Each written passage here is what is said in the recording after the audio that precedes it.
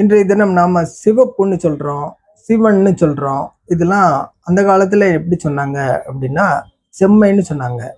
சிவப்பு நிறத்துக்கு செம்மைன்னு சொன்னாங்க. சிவன் அவனை செம்பொன் நிற மேனியன் அப்படின்னு சொன்னாங்க. மாணிக்க வாசகர் சொல்றாரு, செம்பொன் மேனியன் அப்படின்னு சொல்லிட்டு. செம்மை அப்படிங்கிறதா சிவப்பு அப்படின்னு சொல்றதுக்காக வேண்டி பயன்படுத்தி இருக்கிறாங்க. செந்நிறம், செம்மை.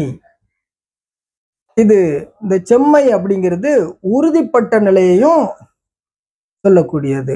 உறுதியானது, உறுதியானவன் யாரு? சிவன். சிவன் யாரு? சூரியன். இந்த சூரியனை ஏன் சிவன் அப்படின்னு சொல்றாங்கன்னா, காலையில சிவப்பு கதிர்களை தர்றான் நமக்கு.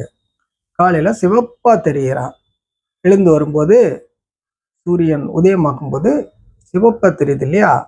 அதனாலதான் சிவன் அப்படின்னாங்க. இந்த சூரியனை வச்சுதான் இந்த உயிர்கள் வாழுது இந்த உலகத்துல. எல்லா உயிர்களும் இந்த சூரியனை வச்சுதான் வாழுது. அதனாலதான் சூரியனை சிவன் அப்படின்னு சொல்றாங்க. சிவன் சீவன் அப்படின்னா எல்லாம் ஒண்ணுதான். சிவன் நமக்கு உயிராக இருக்கிறான், அவன் தான் நம்ம உடம்புல வாழ்றான், அதனாலதான் நம்ம உயிரோட இருக்கோம் அப்படிங்கிற ஒரு அந்த அர்த்தத்தின் அடிப்படையில தான் நாம சிவன் சொல்றோம். அப்ப இந்த சிவன் இன்னைக்கு சொல்றோம். நிறைய பேர் சொல்றாங்க சிவன் அப்படிங்கிறது ஆதி காலத்துல இருந்தே இல்லை, அது இடையில வந்தது அப்படின்றாங்க. இடையில நம்ம சிவன்னு சொல்றோம். இது ஒரு பரிணாம வளர்ச்சி சொல்லுதான். ஆனா இதுக்கு முந்தையதான நம்ம பயன்படுத்தின சொல்லு வந்து செம்மை, செவ்வண்ணன், செம்பொன் நிற மேனியன், செங்கல் வரையன், இப்படிலாம் சிவனை நம்ம சொல்றோம். அப்ப அங்க செம்மை அப்படிங்கிற சொல்லு இந்த சிவன் சிவப்பு அப்படிங்கிற சொல்லுக்கு பதிலாக பயன்படுத்தப்படுகிறது. இந்த சிவப்பு கதிர்களுக்கு நாம ஆங்கிலத்துல என்ன சொல்றோம் அப்படின்னா இன்ஃப்ராரெட் ரேஸ்ன்னு சொல்றோம். செங்கதிர் தமிழ்ல, அதாவது முந்தைய காலத்துல செங்கதிர் அப்படின்னு நம்ம சொன்னோம். அத சிவப்பு கதிர்கள்னு இன்னைக்கு சொல்றோம். அப்ப இந்த சிவப்பு அப்படிங்கிறதுக்கு செம்மை அப்படிங்கிற அந்த பொருள் தான் முன்னாடி பயன்படுத்தப்பட்டது.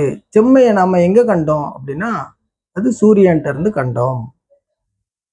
அந்த செம்மைங்கிற கடைசியில ஐயன்னா இருக்கு. அந்த ஐயன்னா தான் இறைவனை குறிக்கக்கூடிய சொல்லு, ஐயனை குறிக்கக்கூடிய சொல்லு.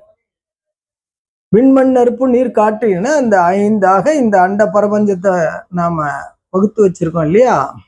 அதை குறிக்கும் சொல் தான் அந்த ஐயன்னா. செம்மைனாலே அது சூரியனை குறிக்கும், சிவனை குறிக்கும் அப்படிங்கிறது தான் நாம இன்றைக்கு புரிந்து கொள்ள வேண்டிய ஒன்று. சிவன்னாலும் செம்மை அப்படின்னாலும் ஒன்றுதான்.